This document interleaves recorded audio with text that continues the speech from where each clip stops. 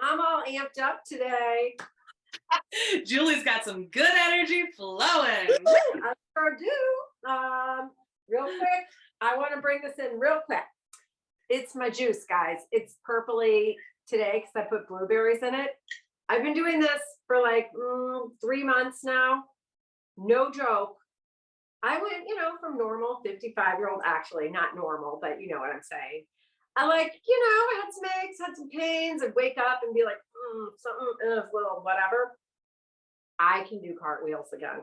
And I 100% know it's from cilantro and ginger, the juice of a lemon, the juice of one lime, and then you can put blueberries in an apple, or you could put a pear and some strawberries. Just do whatever you want after the cilantro and ginger, lemon and lime. Drink that. You're going to feel great. What do you put it in a blender, or what do? You got a juicer? No, I just put it in my Vitamix. So any kind of blender. And I peel, cucumber. Yeah. I put a cucumber. I feel like that really helps flush the toxins out. And again, I'm not getting crazy with the toxins. I just had this awareness that I think I needed to do this. And I'm telling you, it has changed my life since April 16th. So May. Oh my God. No, it's only been 2 months. So just try the recipe, try it out if you feel like it or don't. So, yeah. All right. I'm wearing brown today because we're going to talk about Claire's Earth return, because Claire did a thing. This weekend, and it was a pretty big deal because Claire and I have been talking about the idea of doing, we call them returns rather than retreats. That came in from my guides a couple of years ago saying, okay, what you two want to do, and we'll talk more about that, is amazing and great and very supportive. But they said, don't call it a retreat, because we had talked about, maybe we'd have this retreat center, or we do these like retreats. We've been talking about this for what, 8 years, 10 years, I don't know, maybe longer. And they said, call it a return, because a retreat kind of means, obviously, you think if you're in a battle, retreat, or to get away, to remove yourself from, to back down, to retreat, to return. It's a coming home. It's a coming home to all, it's a homecoming. So we call them returns. And Claire did the first one in North Carolina this weekend on a sustainable farm. I was not there for it. I will be there for the next one. But she did it with her friend, Rachel. And it was a big deal because it's a risk, right? It's a risk to put yourself out there. Claire was a teacher. She kind of left that when it didn't really feel in alignment with, what she was discovering about herself and the world. And so to kind of launch out on this new path and direction, and put yourself out there. I think some of Claire's students might have been there. So seeing you in a whole new lens and blah, blah, blah. So talk. Thanks, Julie. Thank you, first of all, for all your support. And this is something that Julie and I originally wanted to do together in Exuma. And we can talk more about that a little bit later. That's a much bigger ball game than what Rachel and I launched this weekend. This weekend was camping. Everyone brought their own camping gear. So there was very low overhead. It was local, so there's not international travel involved. And so we were able to make it free, as this was kind of our first just inaugural launch. We wanted people to give us good feedback. And then when we really launched the first one, hopefully in the fall, The other dream is to have practitioners like Julie come in and just be a part of the community, and then offer, like Julie could offer her channeling services. We've got free time in the afternoon. If you want to, hang out with Julie for a little bit, she's available, book a time or a session with her. So that's the big dream, is bringing our people along with us who can bring their own magic to the community. Just that concept of return really hit home for me when you first shared that, Julie. She was like, "Oh, they're saying call it return." And I was like, yes, yes, because all of these different overlays happen in our experiences in life, and we build up all these different coping mechanisms and different faces that we put on. We wear different masks to function within our lives, and as we do that, they're important. They help us thrive and they help us survive, maybe not thrive. But the return home to ourself is kind of healing back these layers that we've built, that the systems we've been a part of have built, like the medical system, the education system, the religious system, the political system, the familial system, all of these overlays on top of our authentic, precious soul. And so the return is just that, okay, this isn't mine. This isn't mine. What is mine? Who am I? The greatest question of human existence. Who am I and what am I here to do? So a lot of the return is about play and coming back to our childlike self, because our childlike self is pretty darn close to ourself, our true soul. Well, it's the unencumbered, the unfettered, joyous expression of truth. I mean, that's really what comes through the children. You've got the child who they're just truth chuckers. They're just chucking truth all the time. You're like, oh, you can't say that. Like, I remember being at a grocery store with Maggie once. Maggie's my daughter, and she's a truth chucker, man, just chucks the truth. But she was just this innocent child, and she had her big bow and just delighted and full of life. And we're at the grocery store, and there's the custodian of the store. He's like got the mop and he's mopping the floors. And she's like, "Great news, you lost a tooth." I mean, he's this toothless old guy.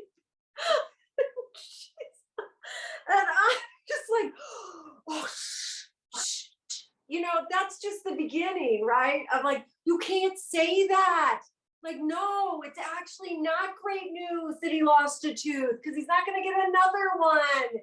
And she was like, but the tooth fairy's coming. And I'm like, yeah, not for him, But in that, the childlike innocence, the expression without judgment of what is occurring. It Right. just is. And what we do is we judge it as good or bad, or something we want or something we don't want, or something that's attractive or not attractive. I mean, we just do that, and we kind of lose our way. Yes, Yes. it is. Yes. So oh my gosh, that's great.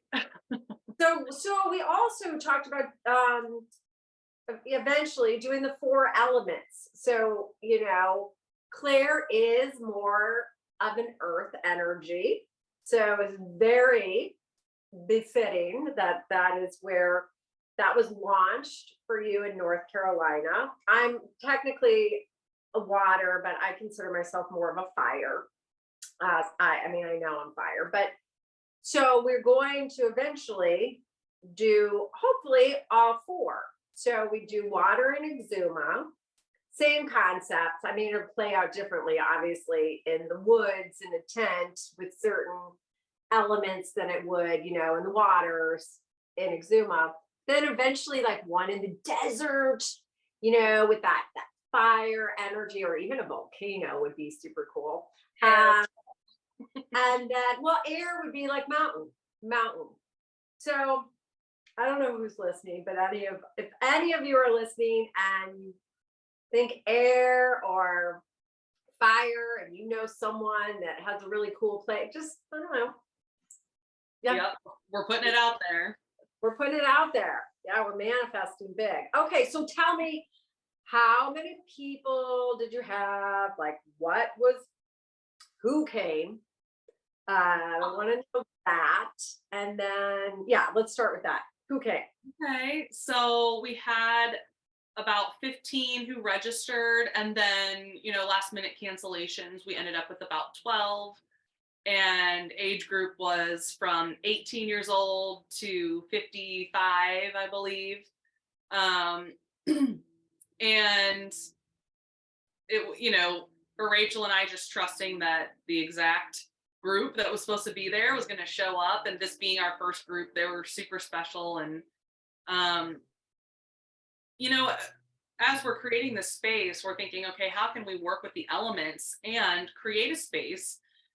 Julie and I are very much of the like, you are your own guru, no method, no teacher. And so how can we guide people to the truth within themselves? Because that's going to look different for everyone. And to try to create this one size fits all experience is going to cheapen the experience for everyone, really. So how can we work with the land, work with the space?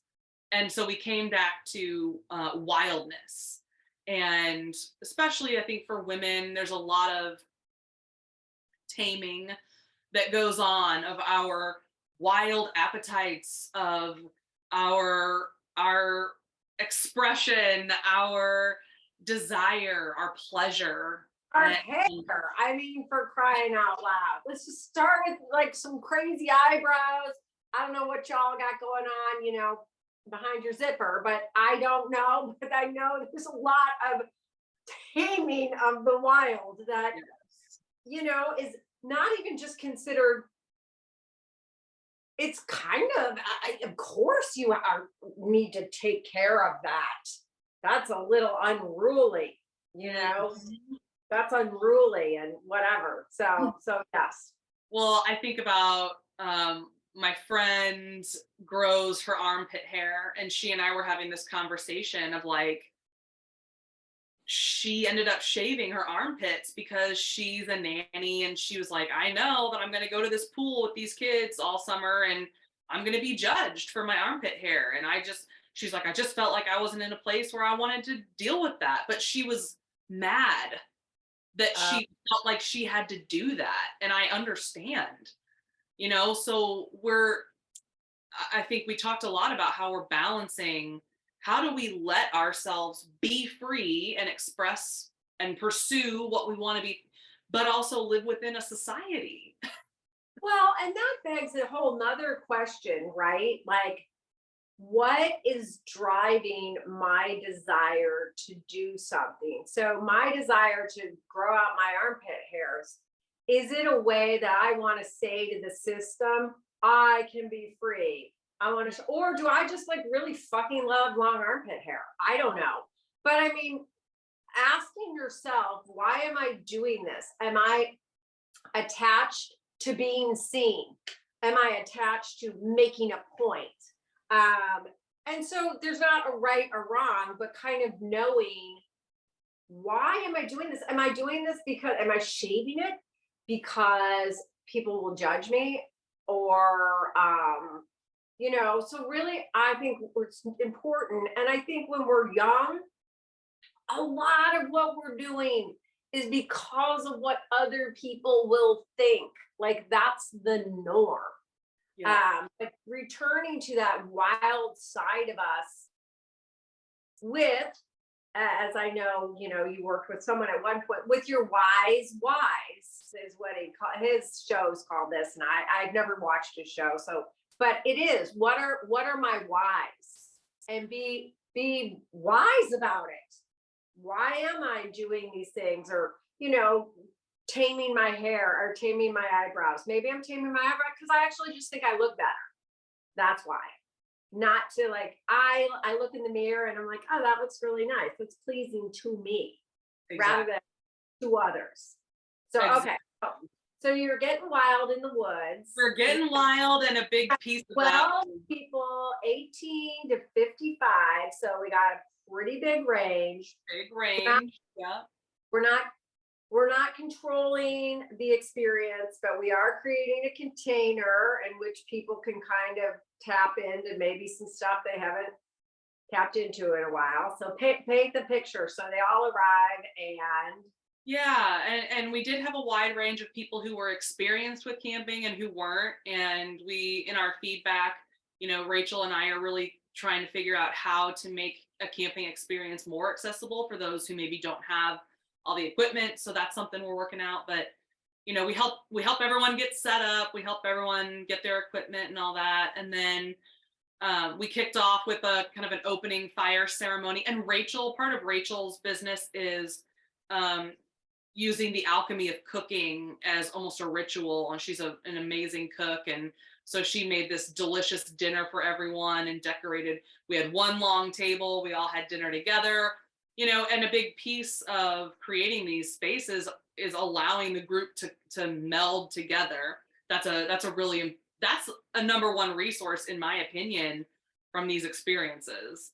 well, and that's what I'm speaking to a little bit, because I'm thinking if I'm someone listening to us talk and my interest is piqued, I'm at a stage now where I wouldn't be intimidated by walking into the woods with 11 other people I don't know. So from that vantage point, what was the experience that you saw, like the different energies that people were bringing in, and how did that feel the first night at the dinner table? Was it just like, oh, like walk me through that?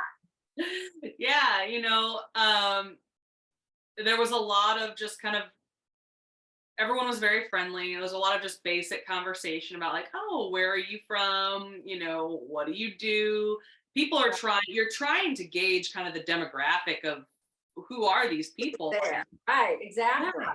And that's why, for Rachel, setting the dinner table is ceremony. This is where we're starting to come together. And then we had this beautiful fire ceremony where, we're not diving deep right off the bat. We had a cute little icebreaker, just people would introduce themselves. And then I said, just share a couple of things that delight you. As we're trying to draw people into following their joy, your joy is one of your most authentic expressions of who you are. So Right. Where's your joy? What delights you? We had some hilarious conversation. I mean, one person's like chipmunks and ice cream. Another person's like, oh, dark chocolate. Another person's like catching the sunrise. But it was maybe you know about this, but not the actual sunrise. It's called the like astrological sunrise, where the sun comes Yeah. up, but you don't see it yet. You don't see it yet. Yeah. Yeah. So and then by sharing your delights, that's telling people a lot about you, like what brings you joy, Right. So then we had this beautiful moment where people just kind of wrote down their fears and their insecurities, because like you're saying, you don't Totally. know what to expect. Like I'm bringing my insecurity of like, oh, she said in the email that you could take your bra off in the woods, but I don't know if this is going to look okay if I can be braless around these strangers, whatever it is. Or like, oh, there's an outhouse. I'm going to have to go to the bathroom in an outhouse. That scares the hell out of me, So we literally wrote down the fears that we were just naturally bringing into the weekend. We did not share them with anyone. Okay. But then we offered them to the fire in this just very gentle ritual way. Again, using the elements for alchemy and just kind of giving that up. And even though we didn't share it, it was like, well, you could look around and see everyone is writing down an insecurity or a fear about this weekend. Wow. We're all together. Okay. Wow. So Yeah. And I think it's awesome that you gave people an opportunity to release it, right? And to recognize it. And I don't know, because oftentimes, right, what do? shove it down, shove it down. We don't honor ourselves and how we're feeling, which is how we begin, again, retreating from the truth of who we are.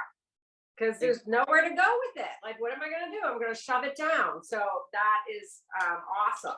Yeah. And then, yeah, if we don't get it out, then that repression, it's going to come out eventually. And that may come out in some, if I'm feeling insecure about being braless, I might look at someone and make some snappy, judgmental comment about them being braless. And that's nothing about them. That's about me, so it was a powerful way to start. And then we had a dance party around the fire, which was, that can be a little awkward too. So we made it really organic. I just played a playlist I had created, and whoever wanted to get up out of their seat and move their body did. And eventually, almost everyone got up at the end of the night. So that was interesting. In my mind, I wanted to have maybe a more structured, like full embodiment practice. And afterwards, I realized, no, that was exactly what that moment called for. And maybe like a full embodiment practice might be at another time. Well, and I was really glad. Claire and I talked, I think, was it Sunday? I think, yeah, right after. Yeah. And when Claire and I not get into it, but tend to have like, I'm always like, slow your roll, Claire. Like, it's just getting too weird. Like, we got to meet people where they are. And, she'll come back with like, well, I don't necessarily want to be expressed. And I'm like, well, I get that, and then she'll go, well, I'm sorry, I'm getting confused about what's weird and what's not weird because you're, channeling. So, so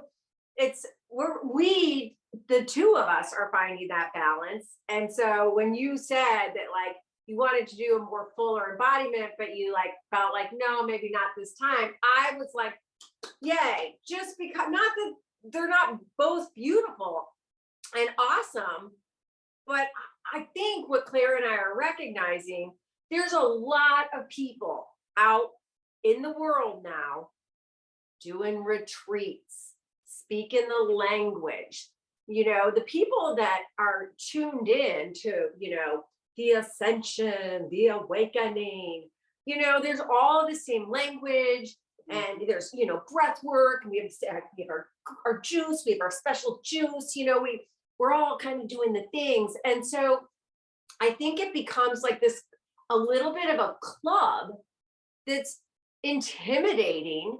It's like, oh, well, I don't even know what an embodiment movement is. And so we're hoping to be a resource in a way that, like, you can just dance, you can just, dance however you want. And then, yes, down the road, there may be different offerings for people who want to go deeper than that and want to, and I think sometimes Claire and I forget, we've been in this a long time. I've been in this not an extraordinary long time, but I mean, the first like full channeled message was 20 years ago.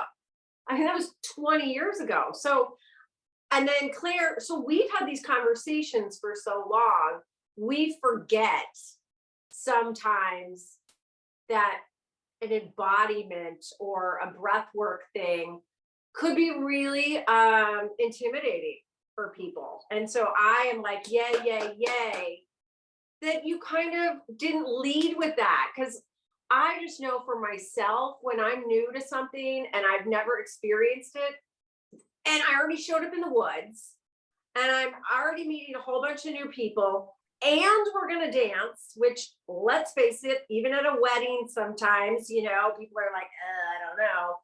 And now we're going to have embodiment movement. I'd be like, I'm at the wrong place. Like, no, not anymore. Right. But so yay, yay, yay. And everybody got up and danced, which is amazing. Yeah. And then we really wanted to bring the spirit of like, this is a choose your own adventure. Here are the scheduled offerings. You are in no way obligated to attend any of these. We had a couple moms on the retreat, one woman with a very young child, and she just needed to like sleep in the morning. Like 8 a.m. yoga was not for her. She needed sleep, she needed rest. And I was really glad to see people take what they needed. Maybe they showed up for one, we started every morning with yoga, very gentle flow. Rachel led it, was so beautiful. And then we had a couple sacred circles. So I created what we called a field guide. I'm gonna grab it right quick. Right quick. It's really lovely. It looks like this. And what it is just a bunch of readings that pertained to our theme of wildness, of being untamed, and then a bunch of writing prompts if you wanted to just take your journal and go post up in a hammock or on a blanket somewhere and have your own time. So that's how we're trying to cultivate, okay, what people tap into, what do you need today, right now in this moment? Maybe Kundalini yoga is not going to serve you. And I did lead a yoga session Saturday afternoon, which again, I started off with like, okay, this is very different from vinyasa yoga. This may be really fucking weird, but you're here in a safe space. Please feel free to just experiment or observe, So I hope, my intention at least, was that no one felt pressured to show up in any certain kind of way. And then, Saturday afternoon, we were supposed to have all these water activities. We had paddle boards and kayaks, and because this property is right along the Yadkin River, it's so beautiful. North Carolina had rain for 6 days straight. It did not stop raining. And it was supposed, oh, by the way, side note, it was supposed to rain all weekend long. And I called all the witches, all my energy workers. I was like, all right, y'all, we are visualizing sunshine and dry ground. And sure as shit, miraculously, we had beautiful, perfect weather all weekend long. So thank you. Any of you who are listening and watching, if you send up your prayers, they were heard and deeply appreciated. So, but the Yadkin was raging. So we were like, okay, we definitely don't feel safe allowing people into the river. So Saturday was just free time. And I took a nap, people took naps, people did a little nature trail there, people laid out blankets, and we had some coloring pages in the field guide, did some coloring. And it was interesting to observe, and people shared this very vulnerably, like how challenging that was to have nothing to do, to have nowhere to go, and just be. And I was like, what a profound experience. I don't realize how profound that is, because that's what I do every time I go camping, which is pretty frequent. Exactly. And Claire, I mean, your life is beautiful and challenging in different ways than others. So when I say anything, it's not coming from a whatever, but you have a lot of time on the weekends. And even when you were a teacher, even in that role, you kind of had your weekends. And then even though you did stuff in summer, but you had portions of summer. And, as someone who doesn't have children, you have time. And a lot of women, either have, jobs that don't afford them that much time, or they have children or whatever, sick parents. And you're, at the age I am, my parents are both gone. But a lot of women my age are now squeezed between their kids and their aging parents who need them to run to the grocery store for them and take them to the doctor. And you don't have any time to just simply be. And even if you make time at home and you you're like, oh my God, I've got 30 minutes to just be. It's difficult because you're like looking around and you're like, well, oh my gosh, the dishes aren't done. And oh God, I was supposed to call that company about cleaning the carpet. You're in the woods. There's not a task. There's nothing to accomplish. Yeah. It's pretty Right? magical to be able to like gift that to someone.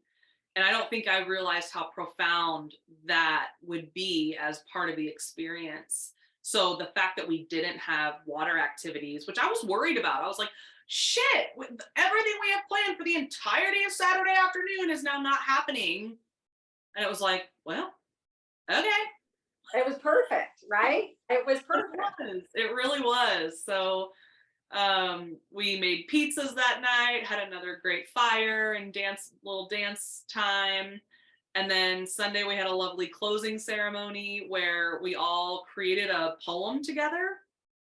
Um, which may sound weird and stressful, but it wasn't at all. And so now, and it just worked out beautifully. Everyone had their own like line that they added to the poem, and we kind of moved it around and edited it together so that it flowed beautifully. Everyone's lines, and so now they have this poem that we all created together that kind of encapsulates the experience, everyone's experience from the weekend. So it was truly special. It's been challenging for me to practice my visibility in changing roles from like teacher, because I used to do this with kids. I took kids on backpacking trips. So it was like much more masculine. It's like, all right, everyone, let's go, load up the vans, we're moving. It was very kind of like drill sergeant. You got 22 kids, you got to keep alive in the wilderness. That's a whole different deal. Right. So I can see myself shifting into a much more gentle guide, and just still addressing my own insecurities as being a visible guide and leader. A lot of that came up for me in a good way, in a really good way, to just like love on myself a little bit more in these tender areas. But it was truly spectacular. I'm so glad. I'm so glad it went the way that it went. And I mean, I said to Claire, I was like, well, I don't want to say I'm proud, but I am proud. I'm proud that you did it. And Well, we've done this together. We've been in this together. And even though you weren't there for it, there's so much that the conversations we've had and the things that we've done together are all part of this. So totally. And I'll speak, this is a good invitation for me to speak to what came up for me. So, like, as women, right? So I'll tell you what comes up. I was like, wait, Claire's launching the return, like without me? Like, what? First of all, the return is my concept. I mean, da da da da da da da da da. These things come in, right? Like, we're human. And, I'm quickly at this point in my life very able to identify what thoughts I'm having and then look at the thoughts and go, well, the return is to be shared with the world, like, or whomever shows up for one. This isn't mine. I don't own this. Like, what's the intention of this? To create spaces for healing and integration. So, okay, all right. Feeling came in though, and then Claire bringing in this third person. She's like, oh, hey, originally we were going to be doing a return in Exuma in September. Well, then Claire's like, well, I'm actually going to do this one in May. And I'm like, okay, cool. All right, fine. And then Claire's like, oh, I brought in this other person. And I'm like, well, what? So that all of this has been an opportunity for me to challenge limiting beliefs about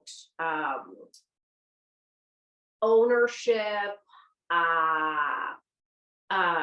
recognition, feeling like people will steal my ideas. And there's that's happened. I had a handbag line, and literally my neighbor saw it. The next year, my rep Kate Spade's rep was right across from my rep. Like Kate Spade knocked off a bag that was mine the year before. Well, I'm not Kate Spade, so guess who didn't make a gazillion dollars? That would be me. But so all of those things came up in this for me. And even when you were going into the weekend, it was kind of like, wow, I thought we were doing this together. But I didn't hold it as a resentment. I was aware of it. And so these are opportunities at all times, guys. Anytime something feels like tight in you or feels off in you, like, look at that. What is that?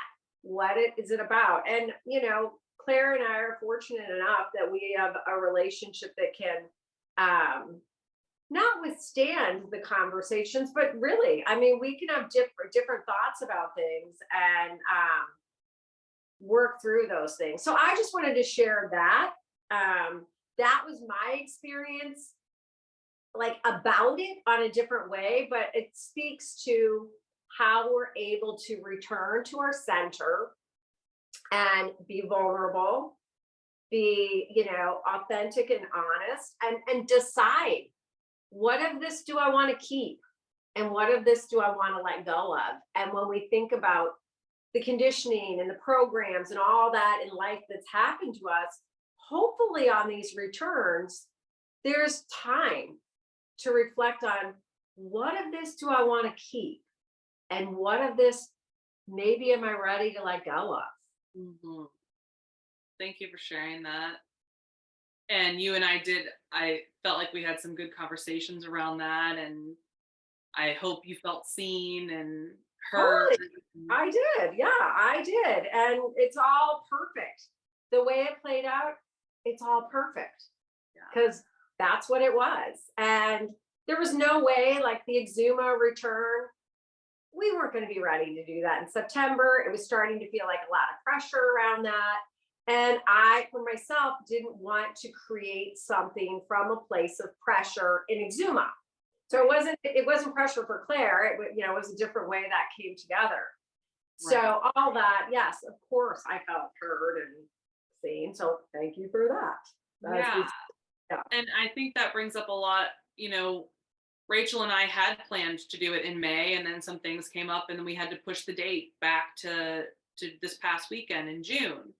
You and I had planned Exuma this fall, and we were actually being called to like come back to the drawing table and be like, wait, what are we doing? Like, wait. We needed to get clarity on what we were offering because things had shifted and changed in us. So I've learned a lot about like letting go of what I think this process is going to look like, what the end result is going to look like. Even having the last minute cancellations. One was a really good friend day of, and I did feel myself getting that tightness of like, really? And then I was like, no, I want her to make the best choice for her, and I want this group to be exactly what this group is supposed to be. And so we are vessels, to bring it back to vessel vision, vessel returns. We are merely vessels, and the vessel is super, super important. But the vessel's role is to be a channel through which the divine energy flows. And we don't need to control it. I'm holding the shape, I'm holding the form. I don't need to constrict or any, I can just let it flow. And that may look different than what I thought it was going to look like. Absolutely. Yep. And I'm thinking of vessel in my book was a boat. And you think of that return is like that safe harbor of home, right? Before all the storms came in and, a few sails were torn. And it's like that coming home to yourself in your vessel, in your body. And I'm excited. I'm excited to just be a part of the next one and create what we're going to create in Exuma. And if anyone still coming, just on a different timeline. I think we're gonna, if anyone's interested and has dates, I have a few people that are interested. I think we're gonna work more around people rather than this is the date. knowing that it is more of a, it's more involved. You got to get on a plane. You got to get there, so, but I am so grateful that you did the first one, and Earth Return has launched, and it just feels very, I don't know, it feels like the beginning of something that I think we both held in our hearts for a long time. And there were many times, Claire moved to North Carolina. We're like, how are we ever going to do what we think we're going to do? I mean, so there have been so many things, right? And it's just, I just want to like honor the fact that you did it. I love the field guide. Like, I really do. It's really beautiful. So Claire had asked me to look it over, and it's a treasure. Like, it really is. So you should be so proud of yourself. So we're done. We're done telling each other how great we both are. It can be annoying. But stay tuned for Water Return. It's going to be its own special thing. It's going to take on a life of its own. It's going to look completely different, but also centered around the same concept of just like, who am I, and what am I here to do? And how can I remember to be the fullest expression of joy, right? Like, yes, play. That's good stuff. Good stuff. Well, thanks for telling me about it, telling us about it. I love you. Thank you. Love y'all. All right. Maybe I'll see you at a return. Oh, are you talking to me or talking to them? Them. Okay. Yeah. All right. All right. Bye.